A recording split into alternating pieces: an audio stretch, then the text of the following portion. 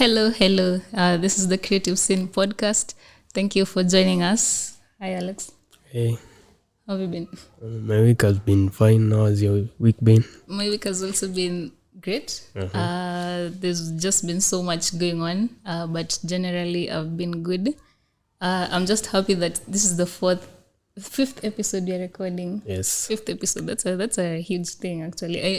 I know it's a small milestone, but it's great. It's been great.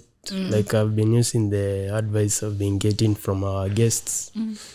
It's been quite amazing. I know. The guests we've hosted here, they're just amazing. Alafu, one thing is they're willing to share the knowledge they have with others. Yes. Alafu, they're just so conversant with what they do. And the conversations have just been amazing, like learning from all the people we have hosted. And man, like I can't even believe that this is happening. Like we've actually hosted guests and they've shared their knowledge, but that's an amazing thing. So this is our fifth episode. Thank you for the support through the 4 episodes that we have recorded. Thank you for the people who have helped us build this thing and get to where we are currently. A big shout out to Victor. Victor is the one who creates some of our animations. You probably have seen them on Instagram. I'd also like to give a big shout out to Podcast Planet, the team that gives us the space to record our podcast. And so we've got to make our 3D animation, we've covered Game development, we've covered a bit of graphic digital design, art. and digital art. Now today we are diving into graphic design still, but the field of motion graphics. Our guest today, you've probably interacted with her work. She has worked on a couple of advertisements. She has worked on a couple of promos. You have probably interacted with her work on your screens. She contributed hugely to the rebrand of Equity Bank back in 2020. Yes, and we are really honored to have the one and only Chebet Kimetto. Thank you so much for being here. Thank you for having me. I'm excited to share my knowledge and to talk to fellow creatives. Yeah, that's amazing. Yeah. I know coming here based on your situation, I know it's not an easy thing, but we really appreciate that. Yeah. Thank you for reaching out to me. I have been a motion designer, I would say for 3 years, fully focusing on motion design. And it's been an interesting journey of learning, making decisions, and seeing your work out there. And it's also like when you get to see your work out there, like giving me the confidence as a motion designer to also encourage or talk to anyone who wants to be in this field. At the moment, I'm doing a lot of, I'm a new parent, so I'm doing a lot of parenting, but motion graphics and 2D animation and generally graphic design as a whole has been a very big passion and interest of mine since 2018. And I'm excited for this conversation. Since 2018, so that's when you started your career in design.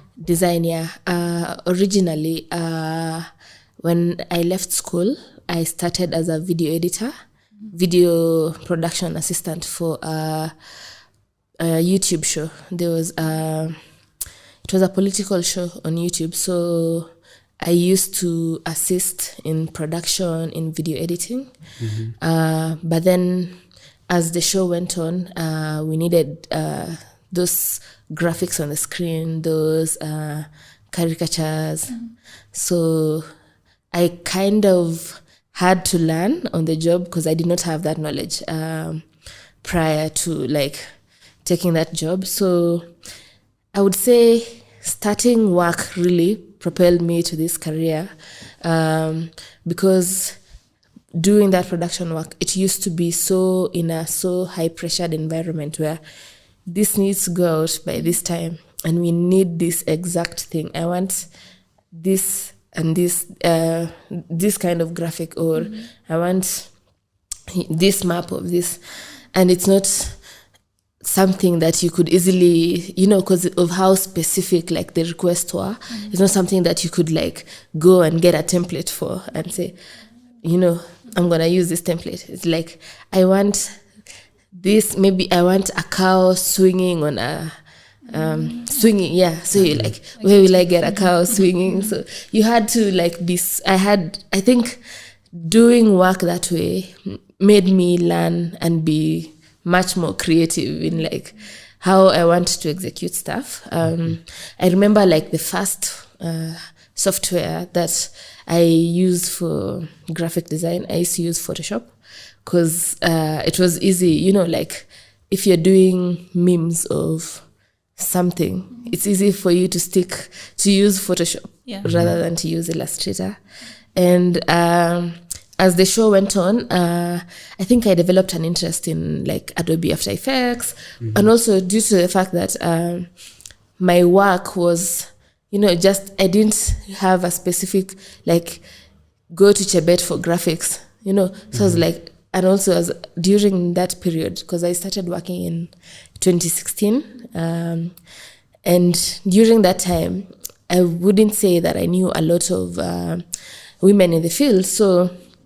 It's like I also wanted to prove to myself that I'm really really good at something. So I started fully now focusing on graphics.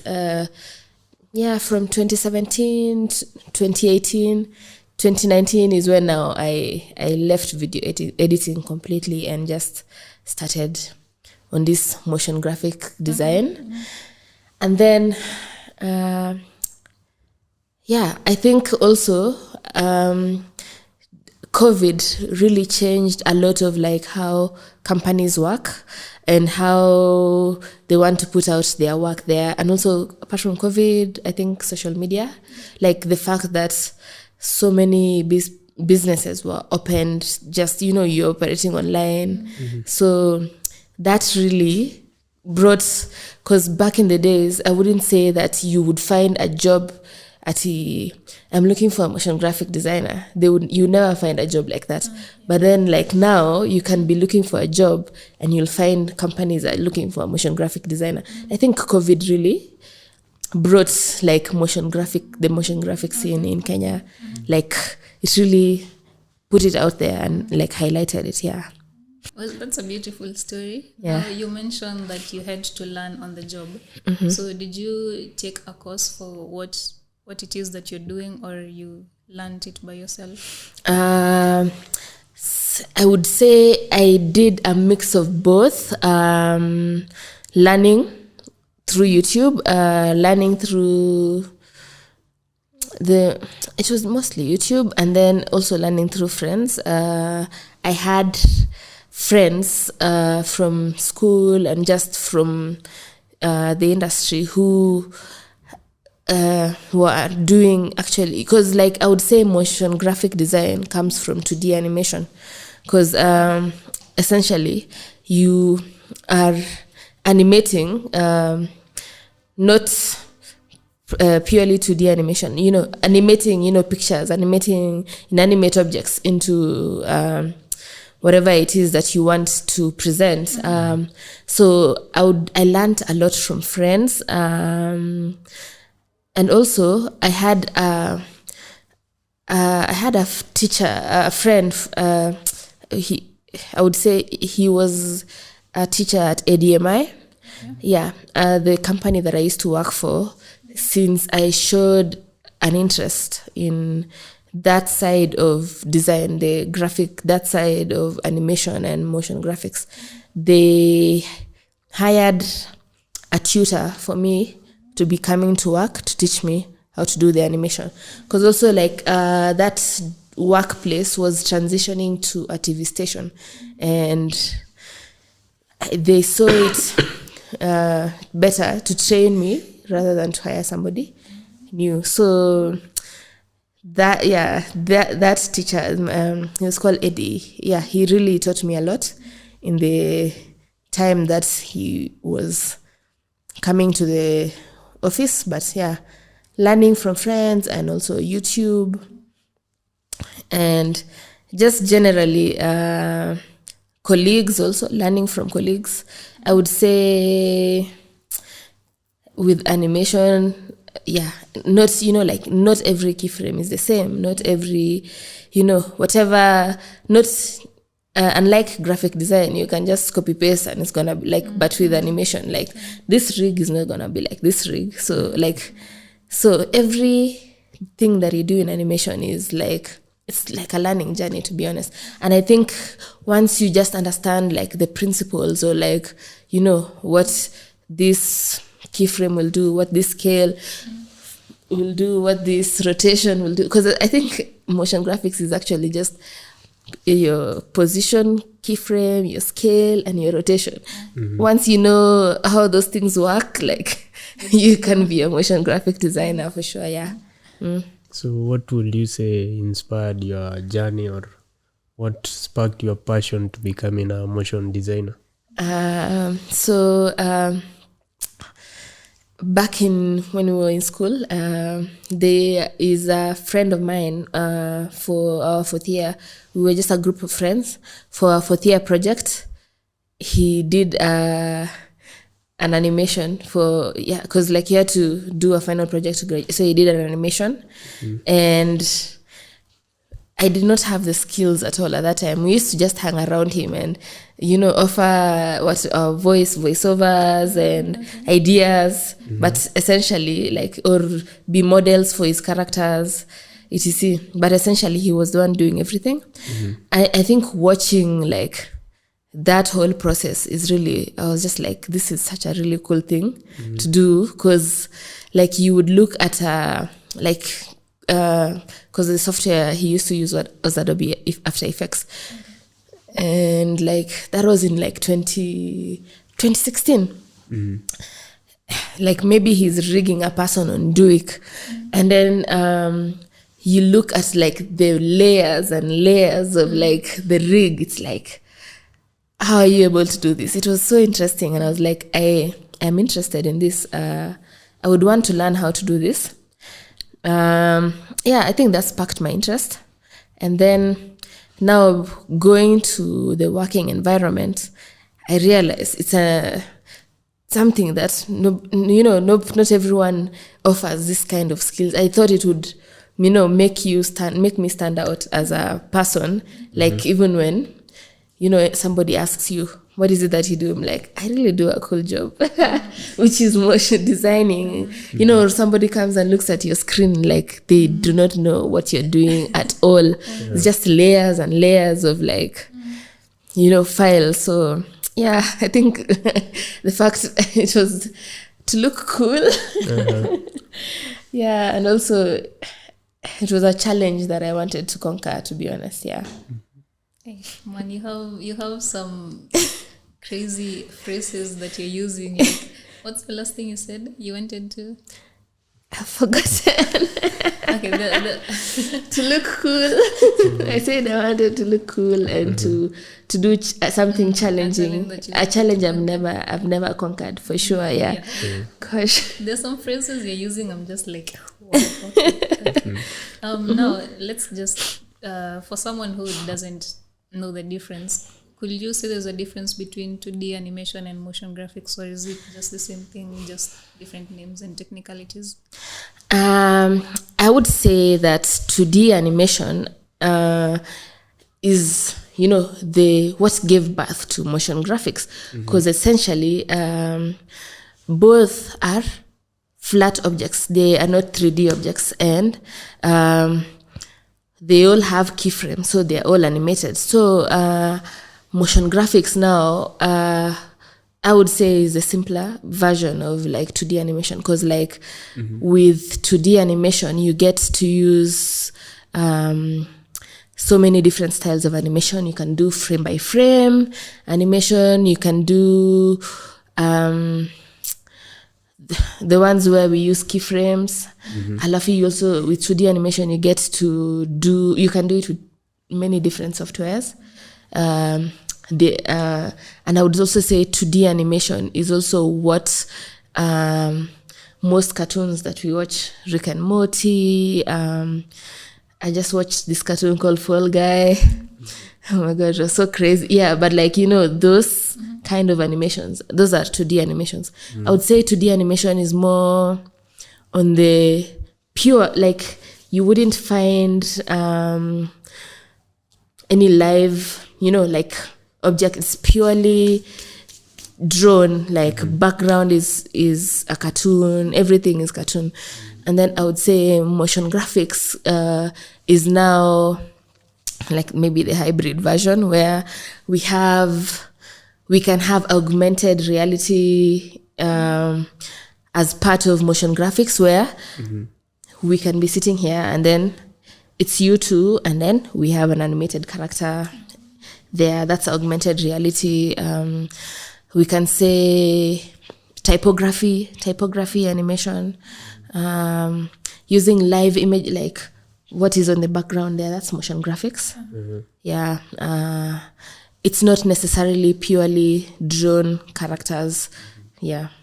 Okay, now So I get you. Because actually, even myself, I didn't know the difference. Yeah. But now Yes, motion graphics mixes both the skill that you have from 2D and the animating aspect into now whatever you want to do with that animation.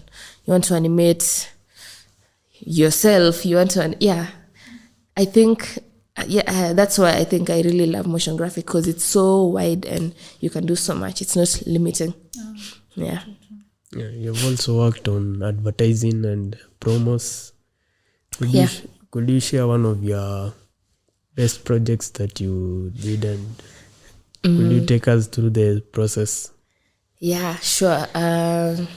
So I would say my best project, or one that really challenged me, was the moment I got to Standard Media. They were in partnership with the ABL. It was during the 2021 Olympics, which in Tokyo, and ABL had how a brand like ABL or Safaricom or these big brands, they would get behind an athlete or stuff like that, because they're such big brands in the country, when they support our athletes, it's such a major thing. And the theme at the time was Kenya Milele. You guys remember Kenya Milele, Tusker, and Standard through KTN. They had a show they were developing just related to that Daima. It was called Daima 254, just related to the Olympics and branding. The branding was EABL. Alafu weekly they would call in artists or just anyone, comedians. Yeah, it was such a show. When I got there, it was my first week actually. I got there, the guys at EABL, they're we want to see how you're going to do this show. So we want to see, your intro montages. They had this idea. It was, play those board games where they use bottle tops. I don't those. It's a board game. Unaweka chini. Draft. Yeah. So they wanted a draft of a draft version where the bottle tops would be Tusker bottle tops. Okay. Yeah, as they wanted, that kind of branding. So I got there. I was given the brief. This is what we want our intro to have, a board which looks like this.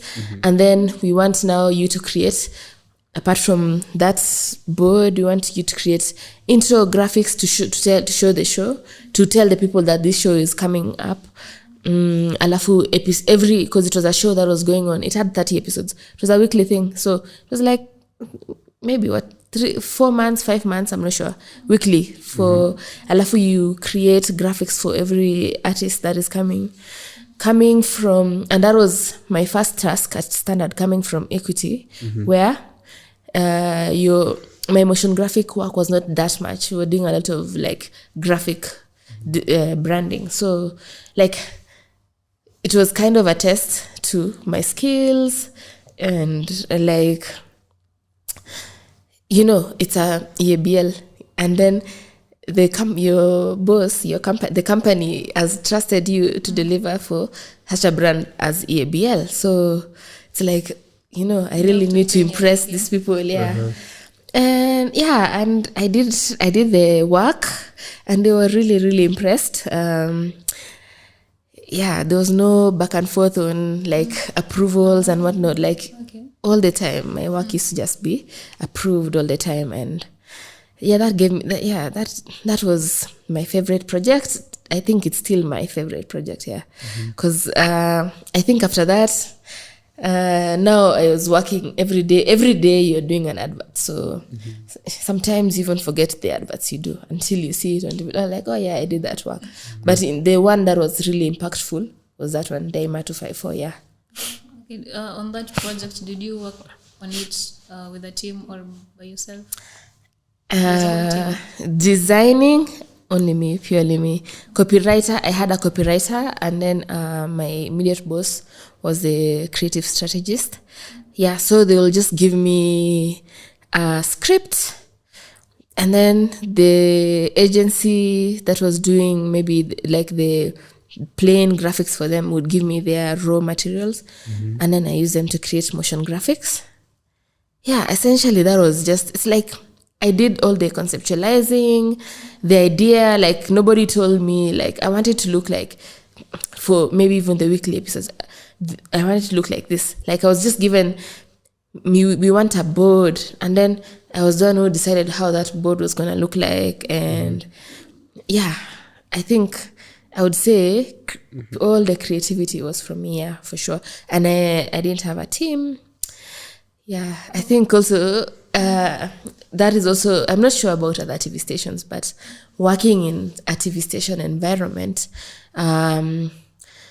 because of how fast-paced it is, clients want to see their work on TV. Now, you have to be so creative, and you're mostly the one who decides how it's going to look, because it's time-bound, and it has to be on air. So you have to be so...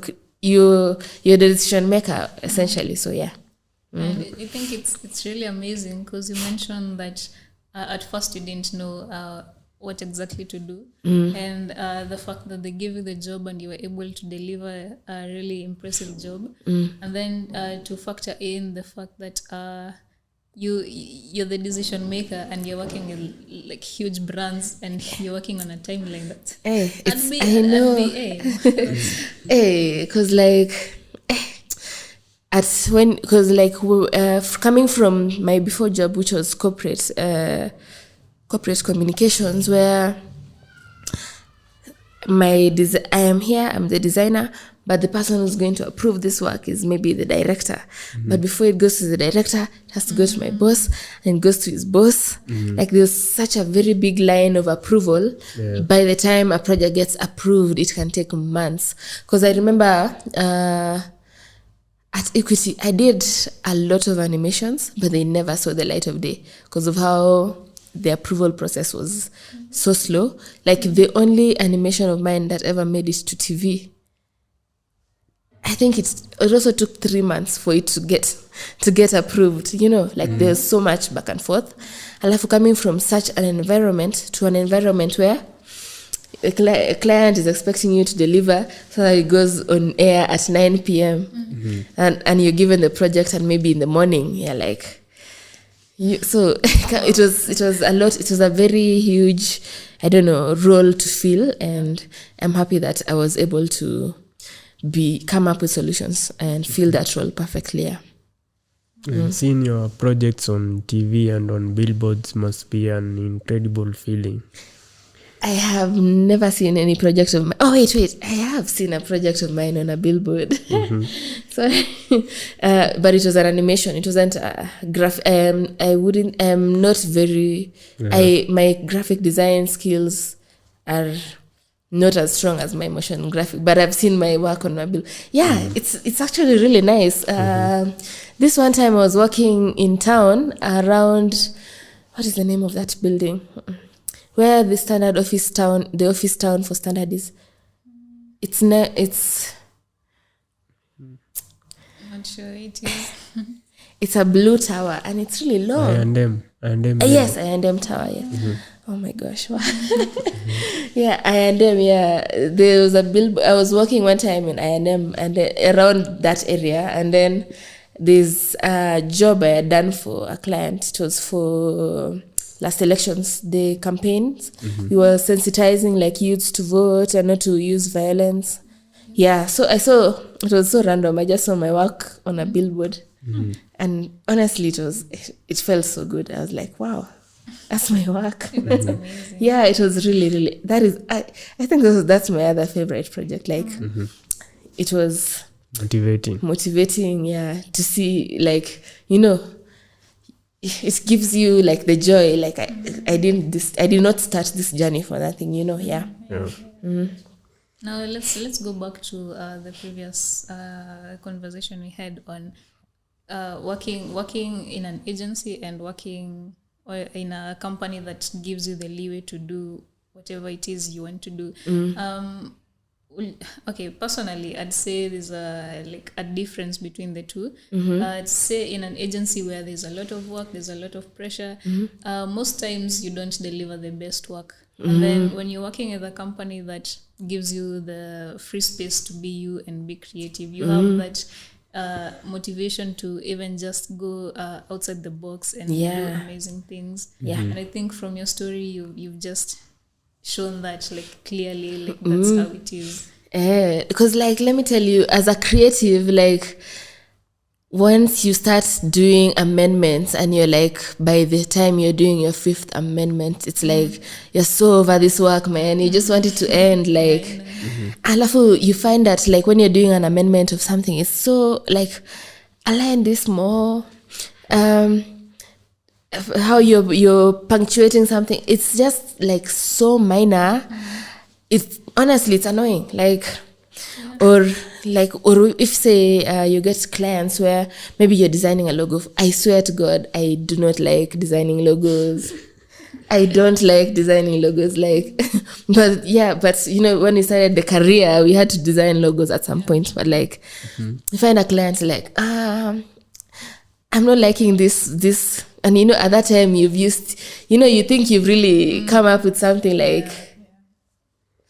so like you've really used your creativities, and then boom, I don't like it, make it pop. There's just something about it. Alafu, you go create another logo, and then they're like, no, or maybe you create like 2-3 more logos, and they're like, they'll settle for the first one, and you're like, why? This has tested my patience so much, and this is not something that I think it's necessary when you're starting your career to design some logos. I think it teaches you patience, and also eventually you can know what kind of like work you may or may not want. I personally, doing work like designing logos, like I dread it so much. Like, but yeah, it is what it is. It's part of design. Sometimes you have to do some things you don't enjoy. Yeah. Now, you mentioned that when you were starting your career, you wanted to be known for something. So, but at first you started out doing different things in the graphic design field. So, did it work for you settling on a specific niche instead of generalizing on everything? I would say I like the fact that I have knowledge in every aspect of, I would say, we can call it production. We can say production. I have every tiny knowledge, small knowledge here and there. because when you look at now, we're in an economy where so many people, are vloggers, people have their YouTube channels, and I feel that it really helps when you have a knowledge of everything, because sometimes you may not have the budget to hire cameras, to hire an editor, to hire a graphics person. So when you can do everything yourself, I think it's really, really dope. But like, I think once you have learned everything, you can just settle on a niche that you enjoy. Yeah, you don't have to do everything all the time, because there are some jobs that are very time consuming. Like video editing is so time consuming. It requires a lot of patience. So like something like camera work, it's good to have the knowledge, but there are some people who are really, really good at camera work. You can't become a master of, everything. Yeah, you can know everything, but just master one thing which you're so good at. People will always come to you for that one thing, but it's good to have like knowledge of everything. Yeah. I think most guests have said it the way you've said, like have knowledge in a lot of fields, but specialize on one specific thing. Yeah. So apart from motion graphics and 2D animation, is there other ventures you've tried? Yeah, I did video editing for a long time. Also, like during the time there's times when I've not been employed, so like I would take video editing gigs because I needed to pay the bills. But like, I really did not enjoy how time consuming it, like how, it was so time consuming for me. Like I did not enjoy having to look at a timeline that is like 2 hours long.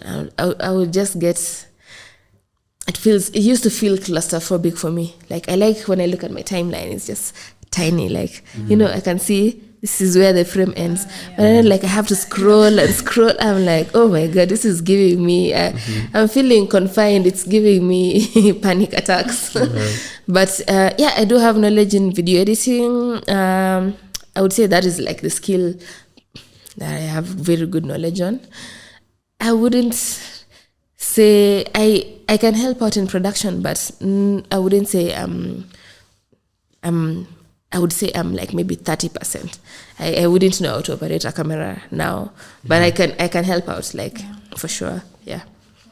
Now, when you're working on motion graphics, what steps do you take? Because I think most of them you work on them by yourself. Yeah. So what steps do you take? Because I know most I've worked mostly in agencies, so I know like most of the jobs we work on them as a team. So we have to conceptualize an idea and it's step by step. So what steps do you take when you're working on them? Yeah, so it depends. Some clients will come with you with their files, with their raw files and their assets.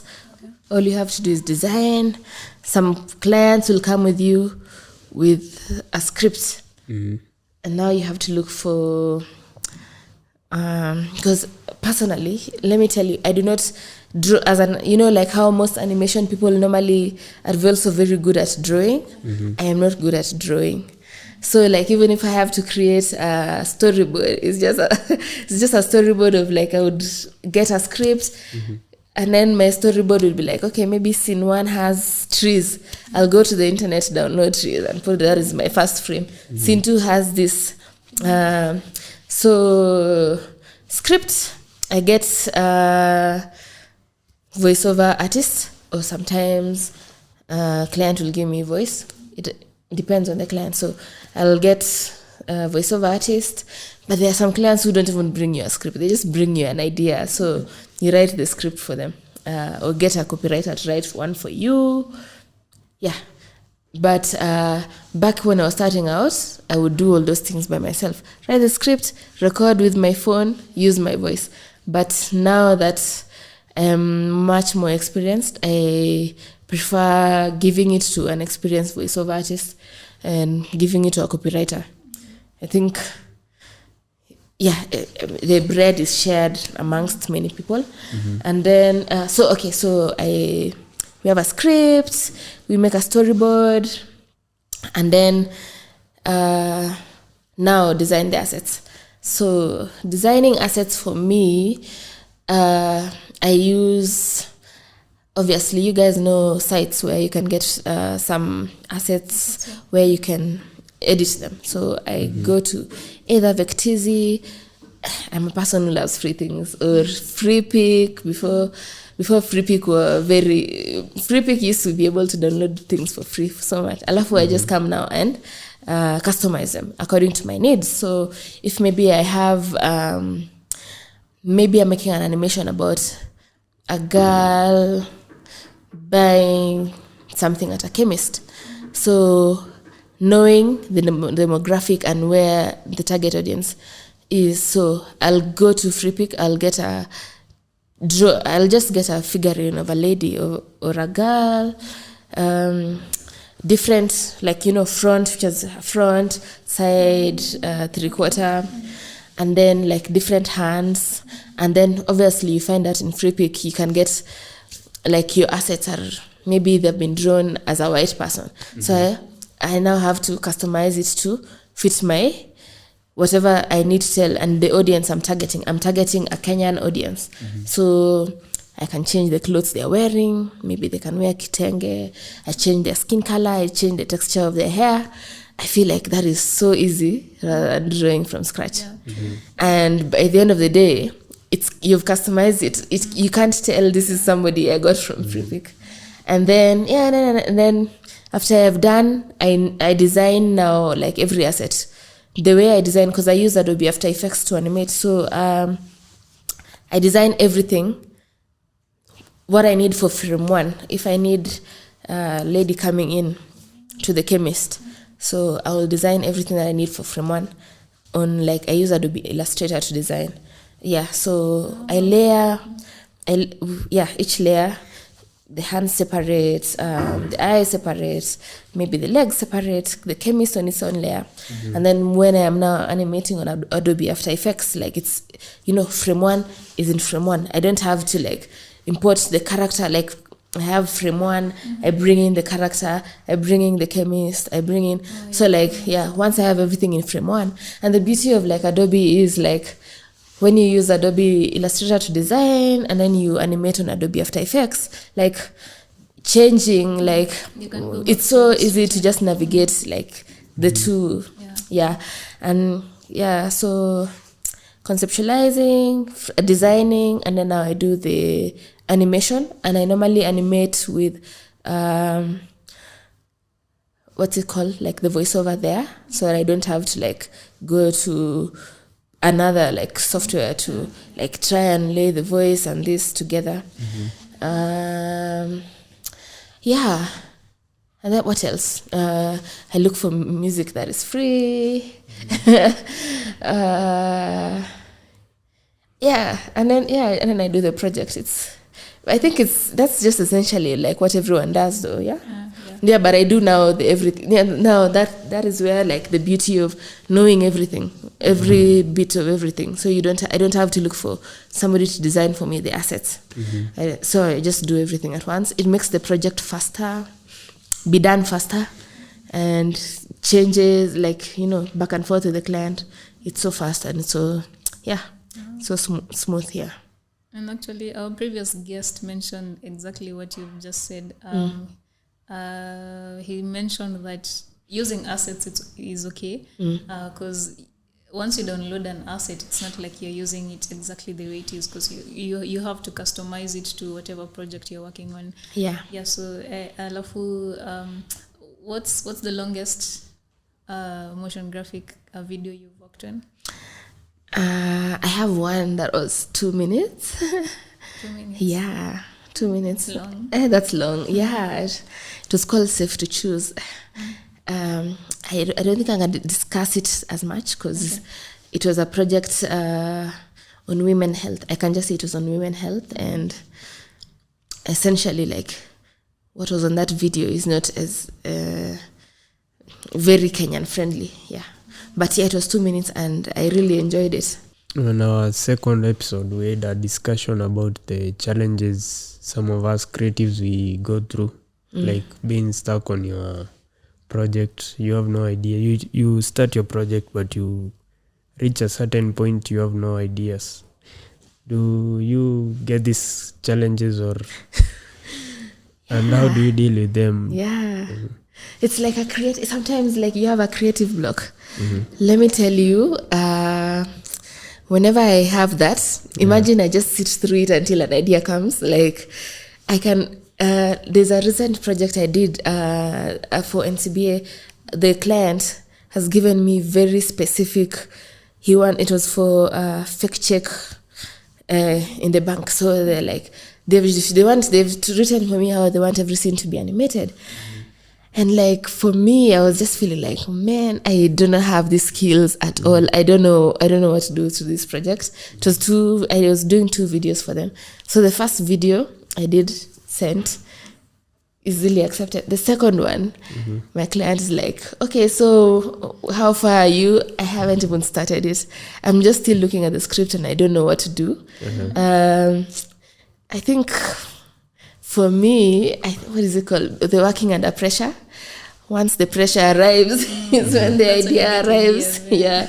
Like that's it. I sat on it and I was like, I don't know, man. I don't know what to do. I was not feeling like I can design this. So yeah, it took 2 weeks after I sent in the first job. Yeah, and it was a job that was meant to take 5 days or at most. Yeah, it took 2 weeks. And in those 2 weeks, I think I did the job in 3 days. The other one was just sitting and just wondering, like, I don't know, how will I design this frame to bring, like, I felt like there was a disconnect between the script and like what the script and what the client wants visually.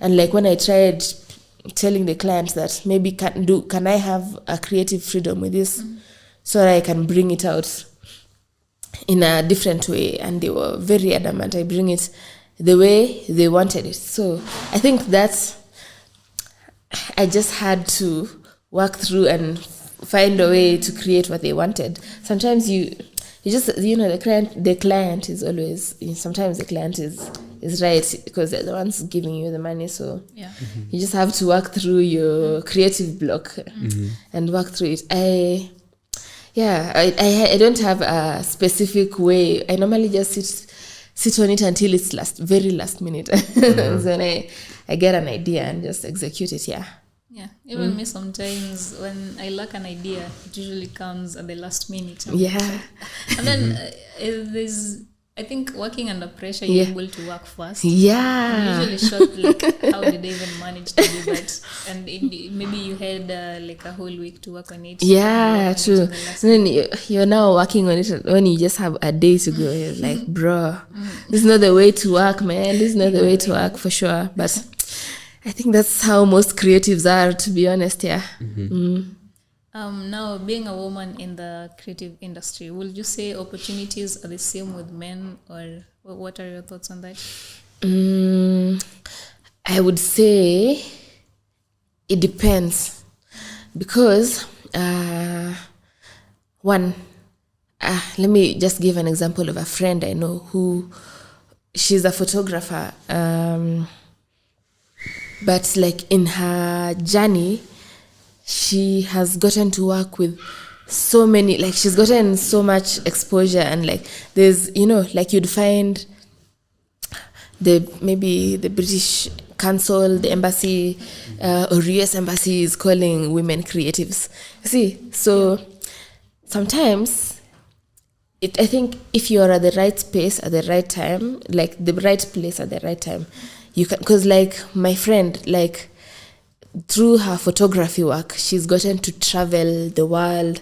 She's gotten to work with brands that, like, magazines, like, which are so big. She's gotten to work with big brands all over the world. I would say it's using your womanhood because like there's so many opportunities for women. So as a woman, don't expect that you'll just be handed, just because they exist, don't expect that they'll be handed to you. So I think you have to be really smart in how you place yourself and how you present yourself to such opportunities. So how you write a proposal. How would you write a proposal to, say, US Embassy? It's such a big, it's not even a brand, oh my God. It's the US Embassy or even the UN. You know, like, I find they have programs for UN women. Like, obviously, as a woman, you'll be considered, you know, like, first. But then also, just because you're a woman doesn't mean you're going to get it. Like, make your work stand out. I would say for women, you have to be really smart in how you present yourself out there. Because, like, it's a very, very male-dominated field. And also, your male counterparts, they are very, very good at what they do. So how are you going to stand out and compete for the same bread, you know, without, yeah. So we have an advantage that, yes, there are some projects or programs targeted to women, but also be very, very good at what you do so that, like, those projects come to you and you can monetize your, you know, your art and your skills. Yeah. So you'd say there are equal opportunities for everyone? I wouldn't say there are equal opportunities for everyone, because, I mean, you find that maybe, for example, in Kenya, like, or even say, let me use a career like tech, for example. Women have to fight for their space at the table, because all, like, the people you're competing with, they're also the men in tech are very, very good. So you don't want, there is an assumption that maybe this woman is at this place because they had to hire a woman, or, you know, they're trying to do an equal opportunity hire, or yeah. That can be an assumption that when they see somebody, like, making it, like, maybe somebody got an opportunity because they're a girl, but it happens. Sometimes I feel so. I feel like sometimes you can get an opportunity based on your gender. I've seen jobs where they only want to hire women. Sometimes I would say sometimes girls have an advantage, but also at the same time, it's a once-in-a-lifetime thing. You don't get such jobs easily. And also, I've come to realize, even when I was starting out, that they would prefer, like, before, like, somebody sees my work, like, they do not think that, you know, your work is going to be as good as if a man, say you're seated with another creative and you're both doing something, like, the first when I was starting out, preference would be like, that guy's work must be so good. Mm-hmm. Before they would automatically assume the guy's work is good before seeing, until a girl does it and it's good. Like, wow, for a girl, this is such an amazing, you know, there'll be that statement, wow, for a girl, this is so good. Wow, for a girl, you're really killing it in this industry. Or, you know, but I don't know. I can't say there are equal opportunities for everyone. You, as a girl, you still have to compete also for these opportunities for men. And also, I find it that, I don't know, but, like, back at my first workplace, like, how long the hours were, like, it's easy for a man to stand those hours, and, like, for a woman. Yeah. So due to that assumption, like, can a woman do this much hours? And, you know, like, also women, there's also the assumption that, oh, you're going to, you know, give birth and take time off and focus on being a mother. It's true, but that does not mean that you're not good at your job, you know. Mm-hmm. Just, yeah, I don't know. There's no, but I'm not sure. Let me not speak. Let me not speak on it, because I wouldn't say there's a balance per se. There's just so many. Yeah, it depends. Sometimes being a woman will help you, sometimes it may not help you. May work in your advantage, sometimes it may not work in your advantage, for sure. Yeah, that's what I can say. Yeah, because I think also to add on what you've said, most females don't grade themselves or they don't play themselves, because you might find that you're really good at what you do, but you feel like you don't belong to this kind of space. Yeah, maybe true. you're supposed to be at the high table, but you feel like there's so many men here, I don't feel like I belong here. So we tend to don't play ourselves sometimes. Yeah. True. I did a discussion with one of my mentors, and he mentioned that women make the best editors. Yeah, that could be true.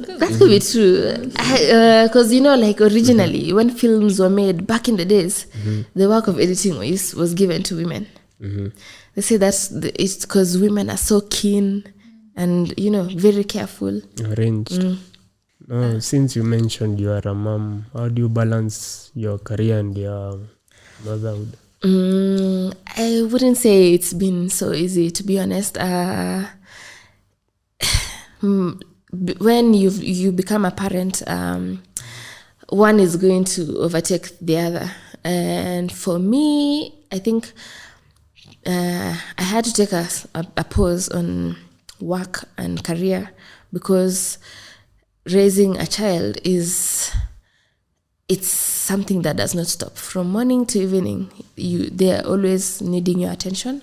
But as they grow up, now my son is grown. He's nearly 1. They become more independent, and you get more time. So I think it's not one will suffer. So it's now for you as a person to choose which you want to give up on, to pause on. I wouldn't say give up. You can pause on, because you can get back to it. So which one you want to pause on, which one you want to focus on.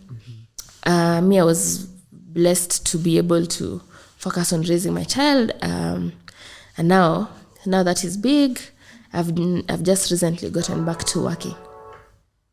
Yeah. That's a beautiful thing. Yeah. Now let's talk about motion graphics. In recent times, we've seen that companies are more open to this idea. How did that come to be? And is it? Would you advise companies to incorporate motion graphics in their advertisement? Yeah. So I feel like Corona really change the perspective, because I think I would classify motion graphics, this flat design animations, this typography, these short videos, I would classify it as like, it's not traditional media, traditional advertising, where like big companies, like you see an advert on TV, you're like, wow, that's like that's such a movie. And like when you go to the nitty-gritty of it, it's like it costs so much to create such an advert, and like so much time, so much money. And then come motion graphics, where I don't have to hire a camera person, I don't have to hire all the things that the production aspect of like big adverts. You don't have to hire, like, you cut on your budget so much when you use motion graphics. And I think due to how like the economy was affected in 2020, like people lost so much jobs and everything, I think people started leaning towards, because it's so affordable to produce this kind of adverts, motion graphics, and then also, it's motion graphics is so welcoming. It doesn't close off any business. Unlike a big budget production advertising, a small business cannot be, they don't have that kind of budget, like 20 million for an advert. But for motion graphics, it's, very, very affordable. It welcomes all kinds of like businesses, because during, I would say, for example, during that time, loss of advertising revenue from big companies made some media houses to rethink how they want to package their advertising. So it doesn't matter whether you're a small or big client, they would approach their clients and we'll do the advert for you at this price, which is very affordable for them. It's like a very creative way of making. You have to see how you're going to make money, and also social media like Facebook, Instagram, Twitter, everywhere. There are ads everywhere. Mm-hmm. It's like, honestly, you can't open any app without an advert. I think it's only WhatsApp. Mm-hmm. It doesn't have adverts. So being able to not even you don't have to take your advert to a TV station for it to reach your targeted clients. Yeah. You can decide to create your ad. You look for your motion graphic designer or whatever you want for your own self. Alafu push the ad on your Instagram at an affordable price. I think that just the changing economic times has really opened up the world for creatives to be able to market, to monetize their skills. Because like you find a lot of creatives have like such good skills, like 3D animation. Like I remember when we were just back in the days in 2015, 2016, like the biggest like motion animation like guy was Fat Boy for those fiber ads. And I remember like I was reading the magazine that like the price at that time was like, damn, this is so expensive. Yeah. Mm.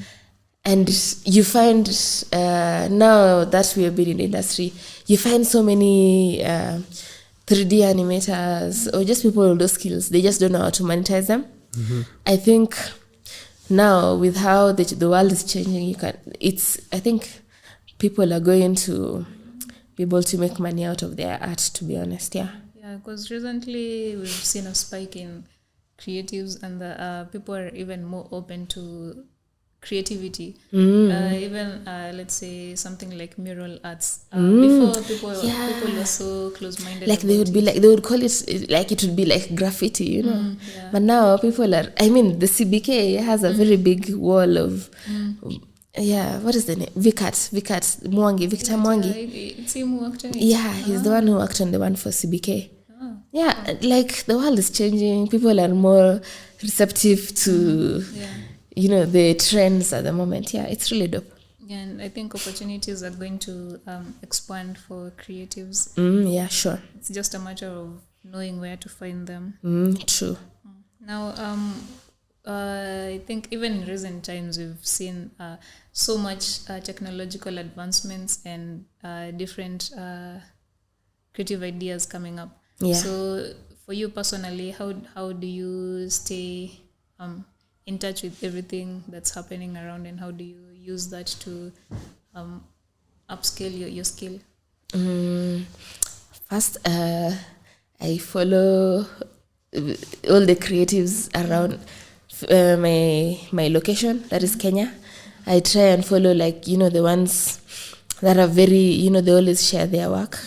That is, because I wouldn't say, they normally say that no idea is original. So you find as an artist, you get inspired from seeing somebody else's art. So I get inspired from a lot of creatives I follow from Kenya.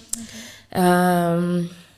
I subscribe. I normally try to read, stuff from Adobe, what Adobe is releasing.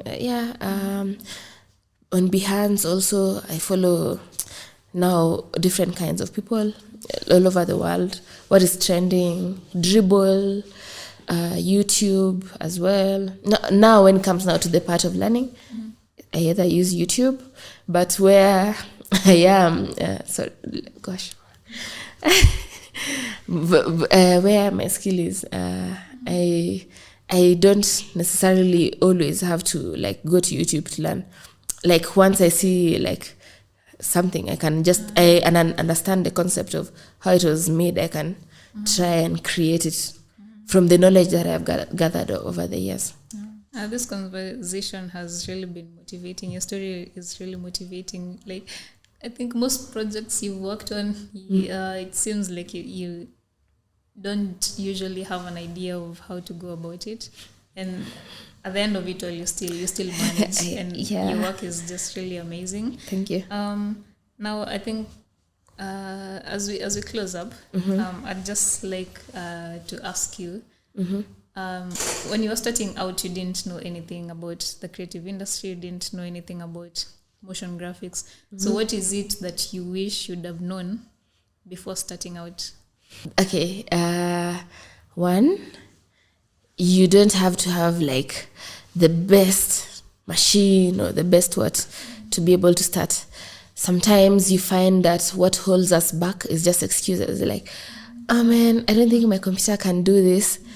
Let me wait until I buy another computer. Let me wait until I do this.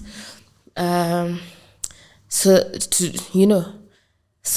when you procrastinate, you find that you 1 year down the line, you still have an excuse of why you're not doing what it is that you want to do. So, what I would tell myself is just start. Resources will find you, people will find you, and then also just be confident also in yourself, and don't be rigid in like approaching people or like clients, because like when you're starting out, people maybe don't know you. I remember when I was starting out, I used to charge like 5K for maybe what I'm charging, maybe 40K now. So just start and approach people. Sometimes clients, are not just not there waiting for you. So you can just approach people and tell them, hey, I can do this for your blog, for your website, this animation, for your, it will help you out. And also, just, you don't have, school is important, by the way. School is important, because sometimes, like, an advice people would ask you, I want to be an animator. How do I go about this? Yeah. And that person has absolutely maybe no skill at all. So, like, if you have the money, you can go to school. ADMI, Shangtao, Chalde's Talanta Institute, so many colleges who offer like 2-year courses, which will, put you where you want to be. School is important. I have never seen a lot of like networking events for creatives, but they're there. Oh, I guess maybe I just did not know about them. Yeah. But yeah, if you have a chance to network. Because I remember like my first animation gig, when I decided to become like purely animation motion graphics, was from a mentor, a friend. I did not know, and I did not know how to do much work, but like that person saw the passion in me and gave me the job, and I did the job. So networking, but don't procrastinate. Once you want to start, just start. Start daily. Like if you are able to be in a position to do something daily, you can set challenges for yourself. Say, this week I want to do this. Just do it. It's just like when you go to the gym. You can start and then give up along the way. But like the consistency is what will get you noticed and what will get you really good at your job. Yeah. I think, just start. Yeah, just start. And that's just, that has been amazing. It's quite motivating. Everything you've said, how you've said it, they're just some sentences you're mentioning. I'm just like, okay, I'm taking notes. So I'm learning a lot even myself. Yeah. And you seem really conversant with whatever it is you're doing. And I like the fact that you niched down to motion graphics and it's really working out for you. This has really been amazing. Do you have any other questions? Maybe how can we reach what your socials? Oh yeah, my Instagram is Kimetto art at Kimetto art. I mean, you know it. You can just My LinkedIn is Chebet Kimetto. I have a website, but it's let me say my Behance is also Chebet Kimetto. Okay. That's where like my portfolio. Also, my Vimeo is Chebet Kimetto. That's where most of my work is. Okay. Yeah, Kimetto art. Chebet Kimetto. Mostly. Yeah, we'll place them down there. Yeah. Okay. So in case, thank you. In case clients want to reach out or people want to collaborate with you. Awesome. Yeah. This has really been amazing. Thank you so much for your time. Yeah. Thank you for sharing your knowledge and insights. I have learned a lot. I've learned everything. Thank you for having me here, guys. I'm sure in future we'll collaborate on some projects. So thank you. Yeah. And keep going with the podcast. It's really dope. Yeah. Thank you so much. Just keep doing what you're doing. We love your work. Thank you. This has been The Creative Scene. This is episode 5, season 1. Thank you for watching. Make sure you like, share, and subscribe. And bye.